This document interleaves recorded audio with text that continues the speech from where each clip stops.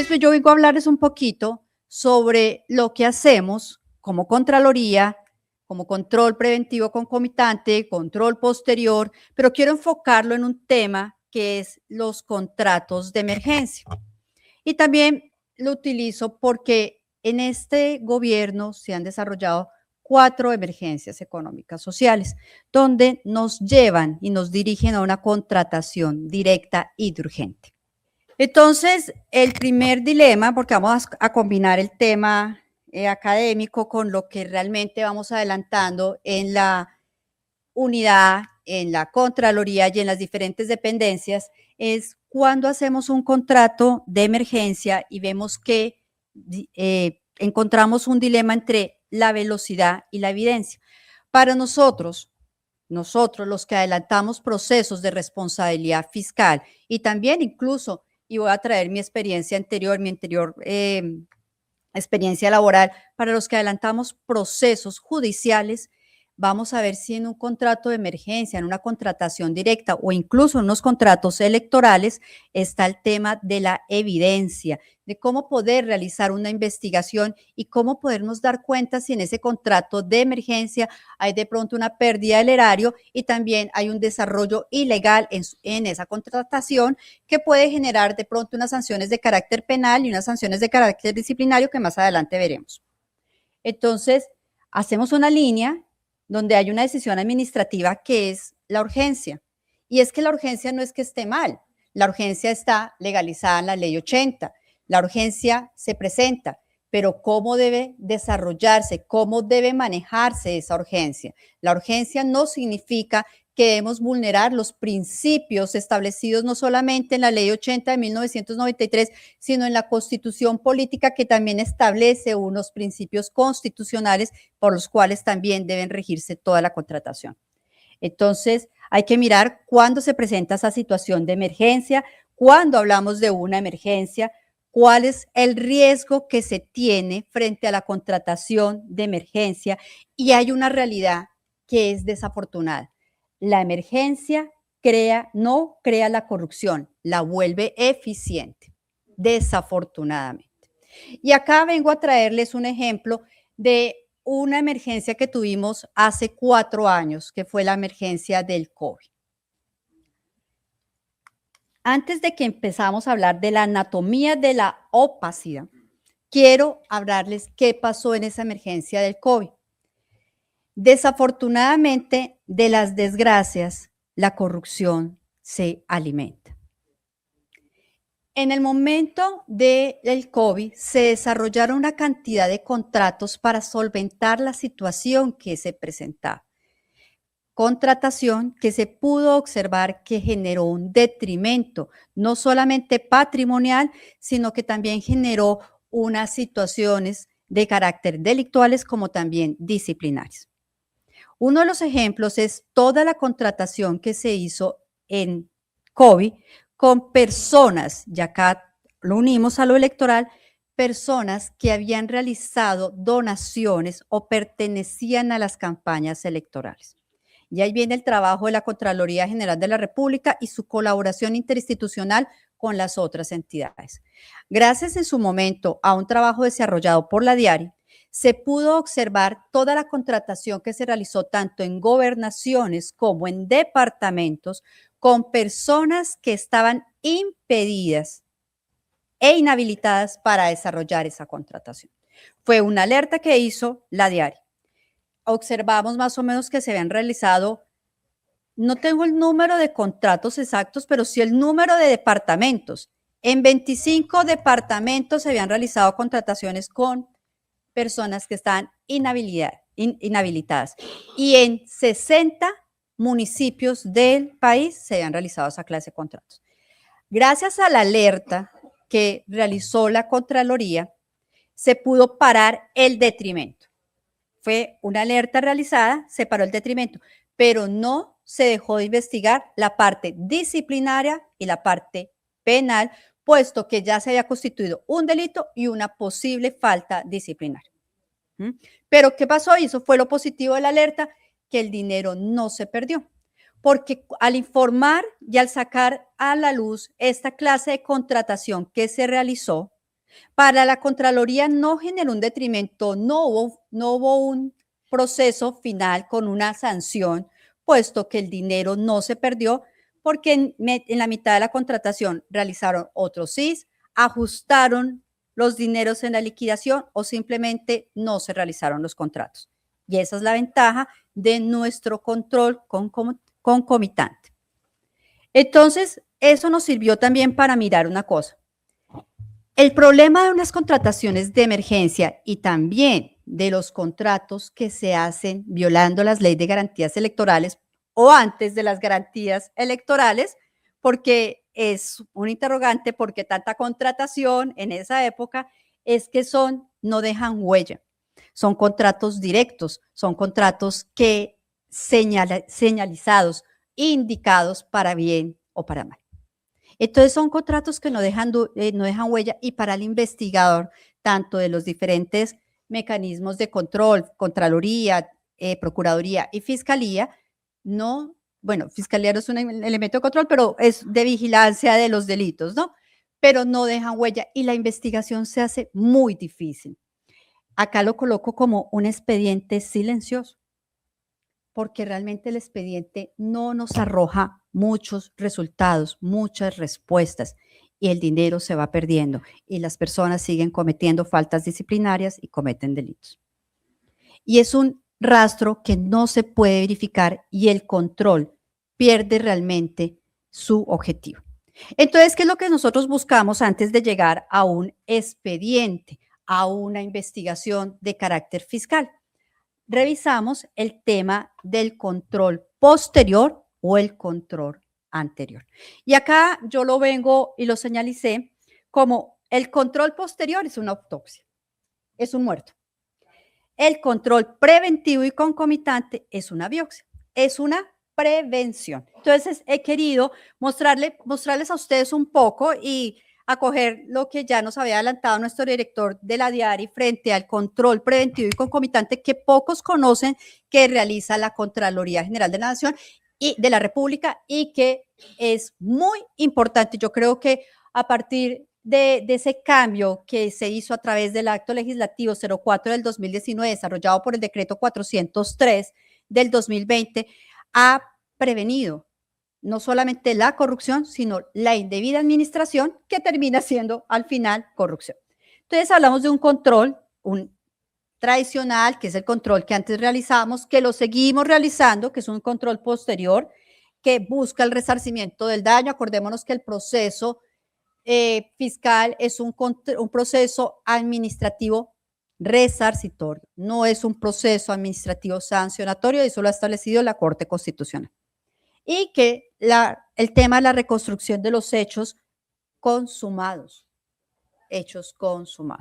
Mientras que el control preventivo, que lo vamos a llamar la biopsia, es un control concomitante en tiempo real, busca evitar la pérdida del valor o por lo menos que no se pierda tanto y que la intervención intervenir riesgos inminentes. Pero nosotros tenemos un límite constitucional. Nosotros como Contraloría General de la República tenemos un límite constitucional. ¿Y cuál es? Es la coadministración. Que entremos a verificar, que entremos a prevenir, no significa que seamos administradores. No somos coadministradores. Muchos se acercan, y eso lo maneja mejor la DIARI, muchos se acercan a decir, Contraloría, por favor, revisen, por favor, miren, llámenos a mesa. Sí, las mesas existen. La DIARI llama a sus mesas de trabajo. La delegada de participación ciudadana también ya lleva sus mesas de trabajo, pero no podemos ser gestores fiscales. Al fin y al cabo, el gestor fiscal es el que administra. Nosotros prevenimos, advertimos y cuando ya la advertencia no se escucha, sacamos una alerta. Entonces, eso sí quiero que lo determinemos porque nosotros no somos coadministradores. Ha sido una crítica que se le ha hecho, pero hay que ser claro, no entramos a coadministrar, solamente entramos a cuidar, a prevenir.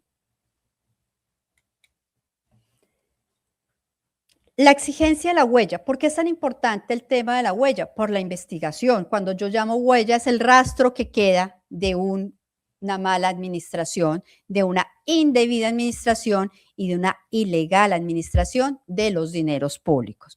Entonces, lo que sí hemos llegado a conclusión a través de los diferentes procedimientos, de procesos fiscales, que es lo que, donde se equivocan los administradores y podemos observar una indebida administración. A ver, la unidad que en este momento estoy dirigiendo es la unidad contra la corrupción. ¿Quién define qué es un acto corrupto? Al fin y al cabo, el que define qué es un acto corrupto es la fiscalía.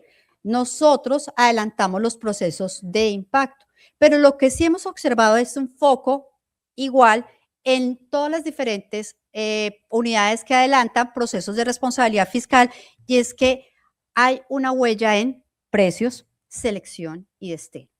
Ese es nuestro común denominador. Precios, precios elevados o precios muy bajos. Selección, selección direccionada, siempre los mismos contratistas. Y destino, hay que revisar la trazabilidad que tienen los recursos públicos. A veces, la mayoría de veces, cuando llegamos a una investigación, no están destinados o concluimos que el destino es diferente al fin que se buscaba. Y bueno, ¿cuál es nuestro circuito? Quise manejar esto como un circuito sobre el control preventivo. La DIARI, como lo manifestó el ingeniero, tiene una señal de riesgo, hace una alerta temprana dependiendo de esa señal de riesgo, analizan, ustedes todos, el doctor Andrés los va a invitar a todos a la DIARI porque ustedes observaran esa sala suricato que tienen, es espectacular, tanto así que la Fiscalía y la Procuraduría quieren acudir a ella para realizar sus investigaciones, sacan una alerta sobre la contratación que se realiza. Alerta donde observan el porcentaje de ejecución y el porcentaje de dinero invertido en la obra, en el diseño, en incluso los contratos de emergencia, porque trabajan mucho el tema de la Unidad Nacional de Gestión del Riesgo. Le preguntan a la institución, hay una respuesta institucional, hacen mesas y en caso de que las mesas no prosperen o no se observe una reparación para evitar ese daño, sacan alerta. Esa alerta la pueden remitir a las diferentes sectoriales o incluso dicen que nosotros somos clientes de la DIARI, la mandan a la unidad de investigaciones contra la corrupción para que se pueda adelantar el proceso de responsabilidad fiscal. Hay que informar que cuando un hecho llega a la unidad de investigaciones contra la corrupción, no tiene la necesidad de hacer auditoría, sino inmediatamente entra a investigarse a proceso de responsabilidad fiscal. Y acá hay un semáforo de riesgos y reacciones, un semáforo donde está el verde, amarillo y el rojo. El amarillo nos da una alerta y el rojo nos da una intervención de carácter inmediato, así como se hizo con la Unidad Nacional de Gestión del Riesgo, que es una noticia que todos saben, la intervención que realizó la Contraloría General de la República como la primera entidad en observar las diferentes situaciones irregulares que se estaban presentando allá. Entonces, ¿cuál es la situación en el control preventivo y concomitante? Que hay unas advertencias y la solución es la defensa efectiva del valor. Una alerta no es un oficio más, es un mecanismo que exige una conducta correctiva, inmediata o la preservación judicial de la prueba, dependiendo el resultado que nos genere esa alerta. Ahora, como comencé esta charla, se les dijo, en este gobierno se han adelantado cuatro emergencias. La de La Guajira, la de prisiones, la crisis fiscal porque no se hizo la reforma tributaria y la última que salió la semana pasada por el tema de inundaciones y otros desastres. Miremos qué ha pasado en estas cuatro emergencias, miremoslo. Hay que decir que las cuatro emergencias han sido declaradas inexequibles por la Corte. Pero igual, la contratación que se realiza durante la vigencia de esos decretos, pues es una contratación de emergencia, es una contratación directa y es una contratación con posibles rasgos disciplinarios, fiscales y penales. La emergencia de La Guajira. ¿Era necesaria? ¿No era necesaria? Fue declarada en exequio. El problema del control fue que la urgencia que se presentó se utilizó para resolver no problemas de la urgencia, sino problemas que ya han venido presentándose allá en el departamento. ¿Y qué pasó? Que también la flexibilización de los contratos se permitió un desgaste y un mal uso del erario. Hay que decir una cosa, si bien es cierto, la urgencia exige un acelerador en la contratación, esta no debe pasar en ningún momento por los principios establecidos en la Ley 80 y más en los principios establecidos en la Constitución Política. Y deben siempre teñirse de transparencia y eficacia, situación que no se han observado no solamente en estas declaratorias de emergencia, sino lo que observamos también en la declaratoria de emergencia de COVID fue que se vulneraron todos los principios constitucionales, porque la urgencia no significa permitir y velar irregularidades. Por eso al comienzo dije que la urgencia lo que busca es que la corrupción sea más eficaz. Crisis carcelarias, también declarado inexequible. Además, porque la crisis carcelaria no es una crisis nueva, es de toda la vida. Entonces, totalmente. Entonces, ¿para qué declarar una emergencia de crisis carcelaria cuando realmente siempre, si es emergencia la crisis carcelaria, entonces siempre estaríamos en una emergencia? ¿Esto qué es? Esto no es una mala contratación, es una falta de planeación que lo que sí hemos observado, que sí genera un detrimento. La falta de planeación genera totalmente un detrimento. Y a veces decimos que la planeación solamente es del Estado. También el contratista ayuda a esa mala planeación. Hace parte de esa indebida planeación. Y por eso es que incluso en muchos procesos fiscales se investiga también al contratista cuando la planeación está errada. Entonces dicen, pero venga, la planeación está a cargo de la entidad. Sí, pero señor contratista, usted también debe saber que de esta manera no podía realizar esta obra, no podía cumplir, no podía entregar la labor encomendada. Sí, pero creo que las preguntas y todo vienen en el tema del panel, entonces, no sé, doctor Jimmy, que es el que dirige nuestro panel. Listo. Esta emergencia fiscal que fue la del año pasado, que lo que hizo fue crear un impuesto, fue porque no pasó la reforma tributaria, también genera una pérdida de detrimento porque no hay el control debido. No se puede solucionar con las emergencias lo que se puede manejar a través de una debida planeación. Y por último, el tema de las inundaciones y la Unidad Nacional de Gestión del Riesgo. Hay que aclarar que la Unidad Nacional de Gestión del Riesgo tiene un régimen de contratación especial. Es una contratación directa con una selección directa, pero sin falta de controles.